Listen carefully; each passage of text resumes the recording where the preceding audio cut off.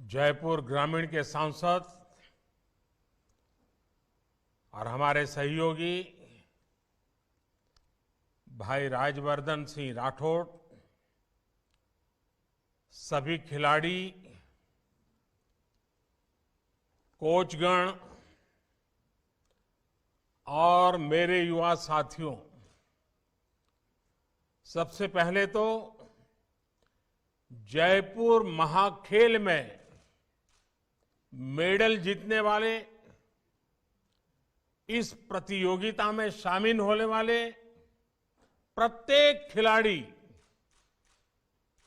Coach और उनके परिजनों को बहुत बहुत बधाई। आप सब जयपुर के खेल मैदान में केवल खेलने के लिए नहीं उतरे, आप जीतने के लिए भी उतरे और सीखने के लिए भी उतरे। और जहां सीख होती है वहां जीत अपने आप सुनिश्चित हो जाती है। खेल के मैदान से कभी कोई खिलाड़ी खाली हाथ नहीं लौटता। साथियों, अभी हम सभी ने कबड्डी के खिलाड़ियों का शानदार खेल भी देखा। मैं देख रहा हूं आज के इस समापन समारोह में कई ऐसे चेहरे मौजूद हैं जिन्होंने खेलों में अंतर्राष्ट्रीय स्तर पर भारत का नाम रोशन किया है।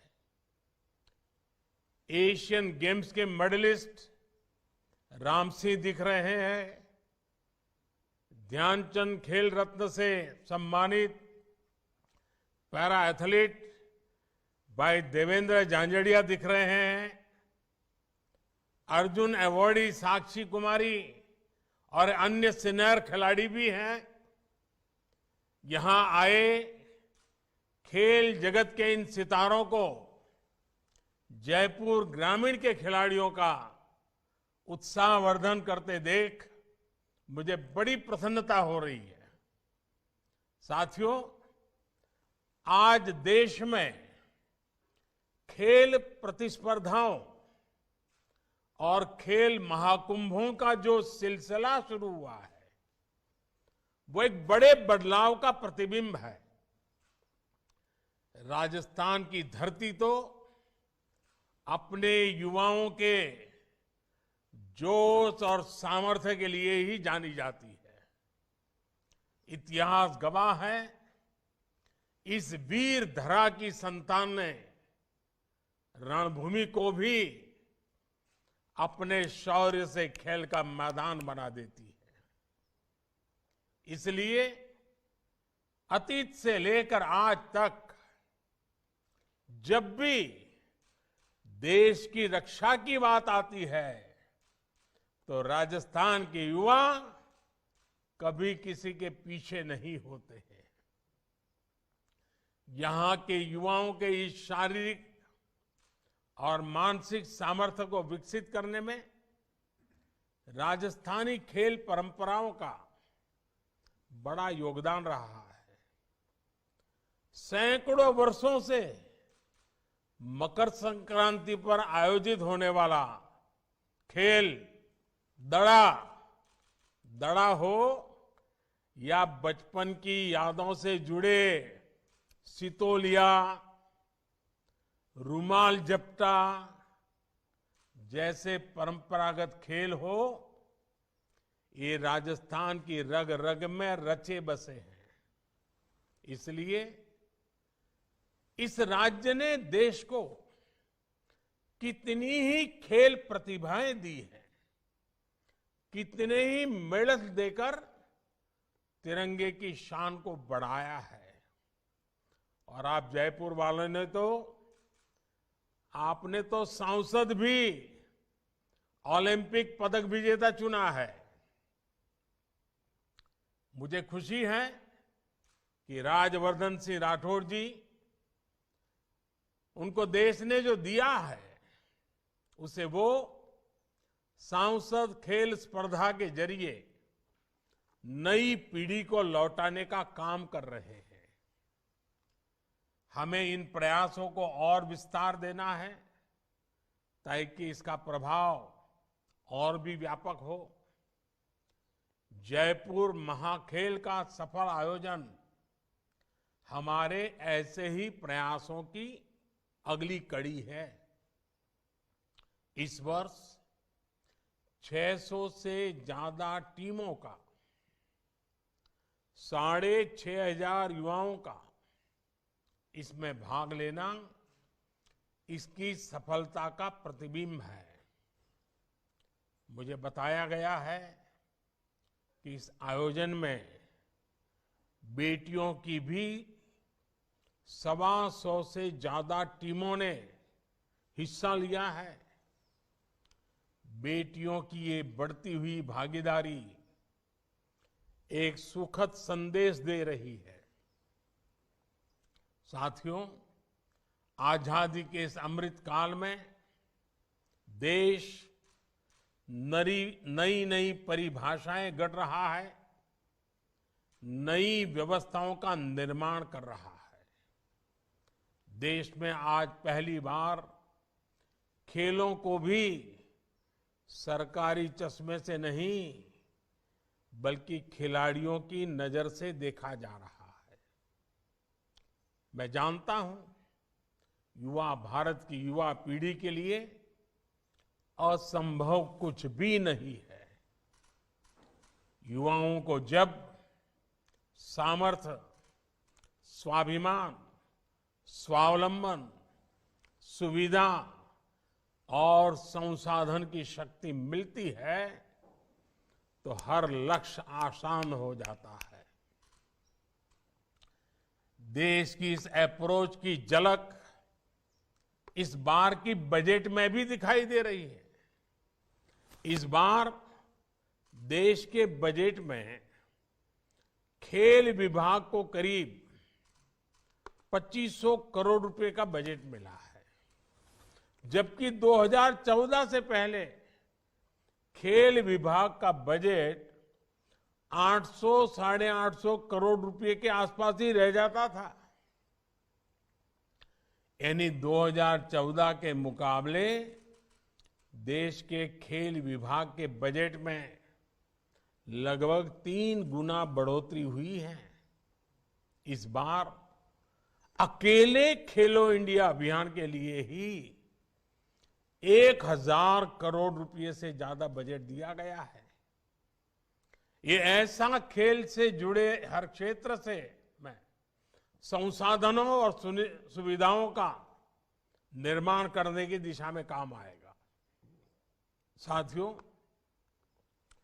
पहले देश के युवाओं में खेल का जज्बा तो होता था, प्रतिभा भी होती थी, लेकिन अक्सर संसाधन और सरकारी सहयोग की कमी हर बार आड़े आ जाती थी।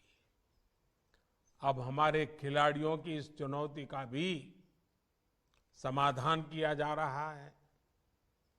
मैं आपको इस जयपुर महाखेल का ही उदाहरण दूंगा। जयपुर में यह आयोजन बीते 5-6 वर्षों से चल रहा है।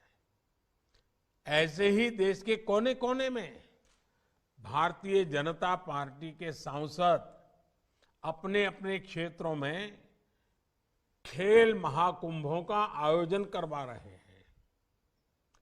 इन सैकड़ों खेल महाकुंभों में हजारों युवा, हजारों प्रतिभावान खिलाड़ी अलग अलग खेलों में भाग ले रहे हैं। सांसद खेल महाकुंभ की वजह से देश की हजारों नई प्रतिभाएं उभर कर सामने आ रही है। साथियों, ये सब इसलिए मुमकिन हो पा रहा है क्योंकि केंद्र सरकार अब जिला स्तर और स्थानीय स्तर तक स्पोर्ट्स फैसिलिटी बना रही है।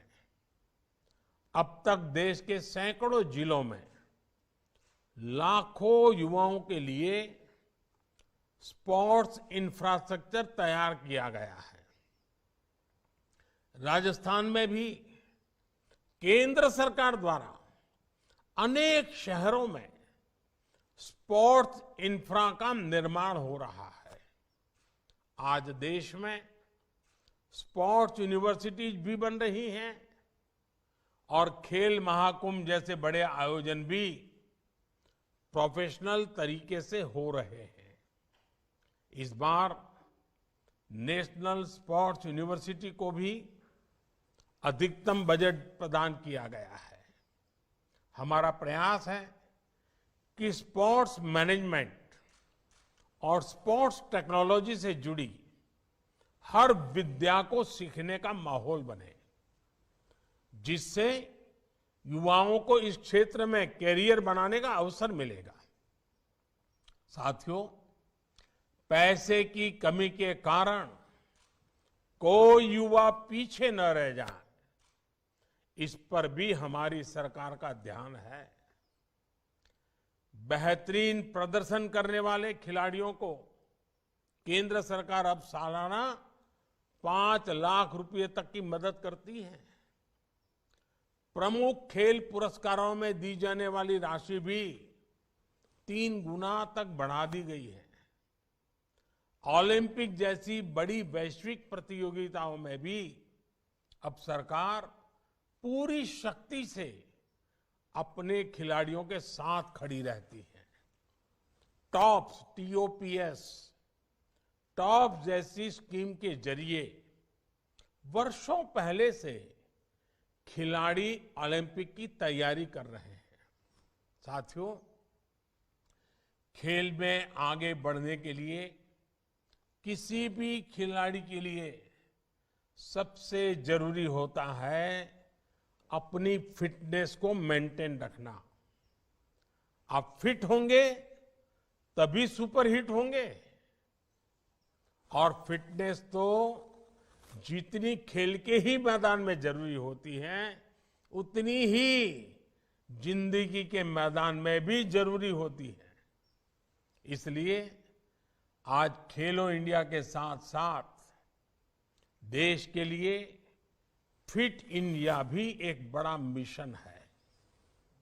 हमारी फिटनेस में बहुत बड़ी भूमिका हमारे खान पान की, हमारे पोषण की भी होती है।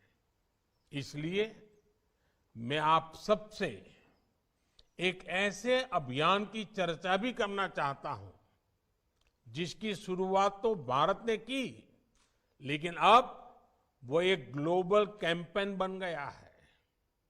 आपने सुना होगा, भारत के प्रस्ताव पर यूनाइटेड नेशंस UN वर्ष 2023 को इंटरनेशनल मिलेट ईयर के तौर पर मना रहा है। और राजस्थान तो मिलेट्स यानी मोटे अनाजों की एक बेहद समृद्ध परंपरा का घर है। और अब देशव्यापी उसकी पहचान बने, इसलिए ये मोटे अनाज को श्री अन्न इस नाम से लोग जाने, ये बहुत आवश्यक है। इस बार बजट में भी इस बात का उल्लेख किया गया है। ये सुपर फूड है, ये श्री अन्न है। और इसलिए राजस्थान का श्री अन्न बाजरा, श्री अन्न ज्वार, ऐसे अनेक मोटे अनाज ये श्री अन्न के नाम के साथ अब जुड़ गए हैं, उसकी पहचान है। और ये कौन नहीं जानता, जो राजस्थान को जानता है। ये हमारे राजस्थान का बाजरे का खिचड़ा और चूरमा, क्या कोई भूल सकता है क्या? मेरा आप सभी युवाओं से विशेष आह्वान होगा, आप अपने खाने में श्री अन्न श्री अन्न यानी कि मोटे अनाजों को तो शामिल करें। इतना ही नहीं, स्कूल, कॉलेज, युवा पीढ़ी में खुद ही उसके ब्रांड एम्बेसडर बन करके लग पड़िए। साथियों, आज का युवा केवल एक क्षेत्र में सिमट कर नहीं रहना चाहिए। वो मल्टी टैलेंटेड भी है और मल्टी डायमेंशनल भी है। देश भी इसलिए युवाओं के सर्वांगीण विकास के लिए काम कर रहा है। एक और युवाओं के लिए आधुनिक स्पोर्ट्स इंफ्रास्ट्रक्चर बन रहा है, तो साथ ही बच्चों और युवाओं के लिए नेशनल डिजिटल लाइब्रेरी का भी प्रस्ताव इस बजट में किया गया है। नेशनल डिजिटल लाइब्रेरी के जरिए विज्ञान, इतिहास, समाजशास्त्र, संस्कृत जैसी भाषाएं, हर विषय की किताबें शहर से गांव तक हर स्तर पर डिजिटली उपलब्ध होगी। ये आप सबके लर्निंग एक्सपीरियंस को नई ऊंचाई देगा। सारे रिसोर्सेज आपके कंप्यूटर और मोबाइल पर उपलब्ध करवाएंगे। साथियों, स्पोर्ट्स केवल एक विद्या ही नहीं है, स्पोर्ट्स एक बहुत बड़ी इंडस्ट्री भी है। स्पोर्ट्स से जुड़ी चीजें और संसाधन बनाने से बड़ी संख्या में लोगों को रोजगार भी मिलता है। ये काम ज्यादातर हमारे देश में लघु उद्योग, एमएसएमईज करते हैं। इस बार बजट में स्पोर्ट्स सेक्टर से जुड़ी एमएसएमईज को मजबूत करने के लिए भी कई महत्वपूर्ण घोषणाएं हुई है। ये आपको एक और योजना के बारे में बताना चाहता हूं। ये योजना है पीएम विश्वकर्मा कौशल सम्मान, यानी पीएम विकास योजना। ऐसे लोग जो अपने हाथ के कौशल से, हाथ द्वारा चलाए जाने वाले औजारों से स्वरोजगार करते हैं, सृजन करते हैं, निर्माण करते हैं, उन्हें ये योजना बहुत मदद करेगी। उन्हें आर्थिक सहयोग से लेकर उनके लिए नए बाजार बनाने तक हर तरह की मदद पीएम विश्वकर्मा योजना द्वारा दी जाएगी। हमारे युवाओं के लिए ये भी रोजगार के, स्वरोजगार के बड़े अवसर बनाएगी। साथियों, जहां प्रयास पूरे मन से होते हैं, वहां परिणाम भी सुनिश्चित होते हैं। देश ने प्रयास किए, परिणाम हमने टोक्यो ओलंपिक्स में देखा, कॉमनवेल्थ खेलों में देखा, जयपुर महाखेल में भी आप सबके प्रयास भविष्य में ऐसे ही शानदार परिणाम देंगे। आपसे ही देश के लिए अगले गोल्ड और सिल्वर मेडलिस्ट निकलने वाले हैं। आप अगर ठान लेंगे तो ओलंपिक्स तक में तिरंगे की शान बढ़ाएंगे। आप जिस क्षेत्र में जाएंगे वहां देश का नाम रोशन करेंगे। मुझे विश्वास है हमारे युवा देश की कामयाबी को बहुत आगे तक लेकर के जाएंगे। इसी भावना के साथ आप सभी का बहुत बहुत धन्यवाद, बहुत बहुत शुभकामनाएं।